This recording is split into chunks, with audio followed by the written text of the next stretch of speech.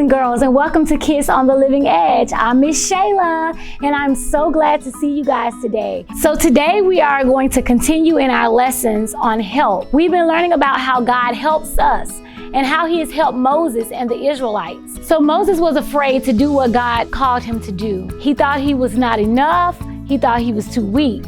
But God showed himself strong in Moses' weaknesses. This week is not any different. God is still going to help us, and he's going to help the Israelites. God protected the Israelites during 10 plagues that were sent upon the nation of Egypt.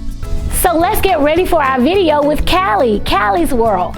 But first, I want you to put on Grandma's cap, Grandma's glasses, do one clap, and put your hands in your lap.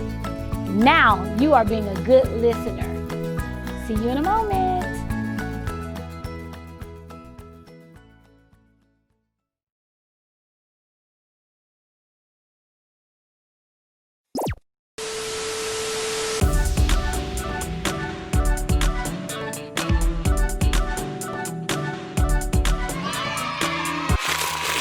I think I made a huge mistake. Actually, I know I made a huge mistake. See this? I did this. I didn't mean for this to happen. I borrowed my mom's phone and it slipped out of my hand on the floor and broke. Callie, please bring down my phone.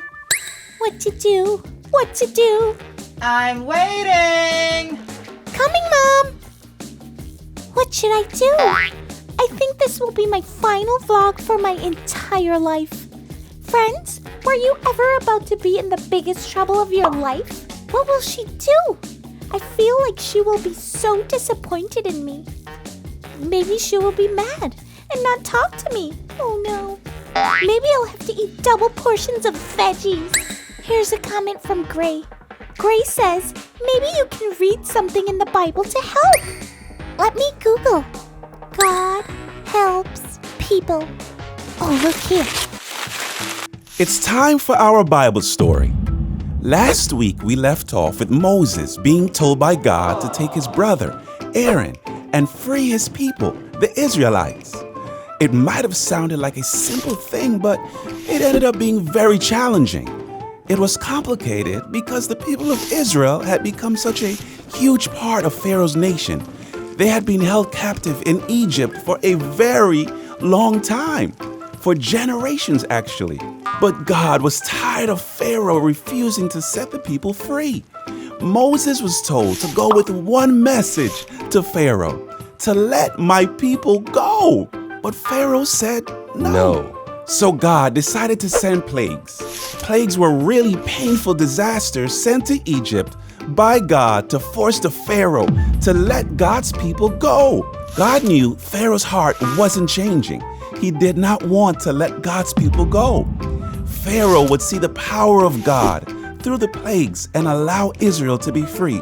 The first plague was water in Egypt being turned to blood.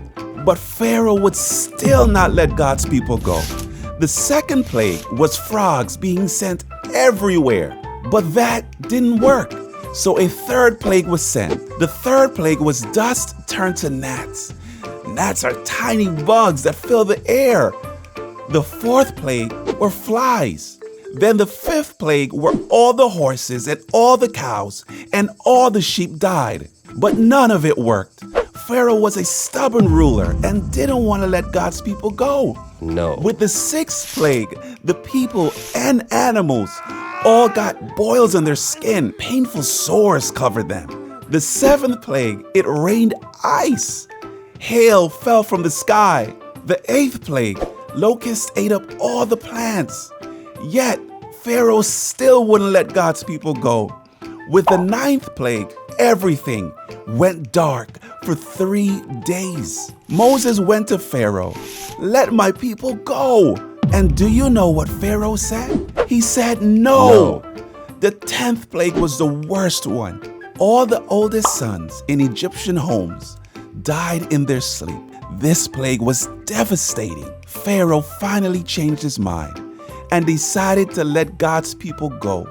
The people of Israel were saved that night and were free to go.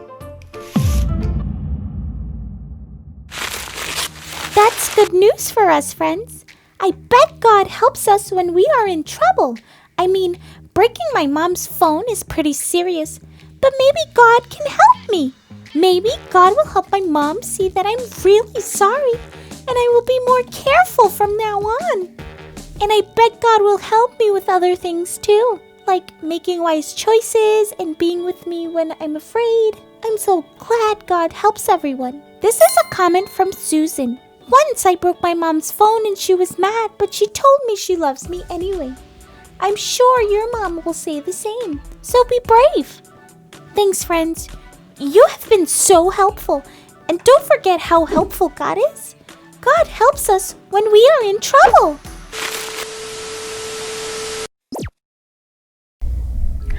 Whoa, weren't those 10 plagues like so scary?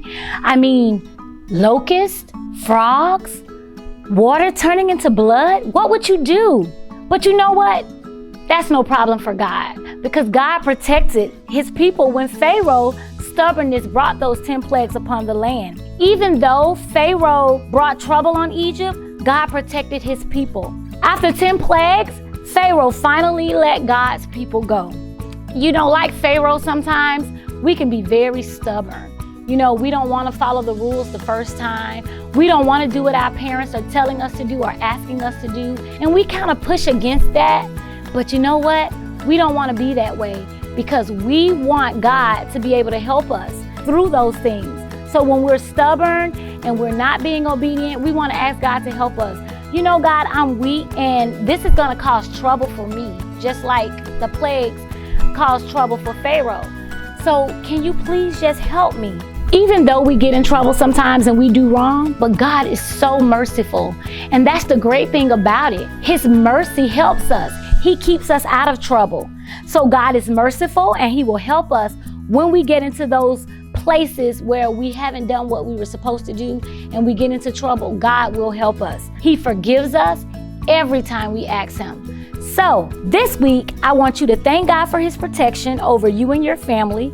And I want you to ask God to help you obey your parents, your teachers, those who are in authority over you the first time, not the second. We're going to try to do it the first time, because that's really true obedience. So boys and girls, it has been amazing spending this time with you. Remember, you're royal, you're chosen, and you're so special. I love you and God loves you too. See you next time.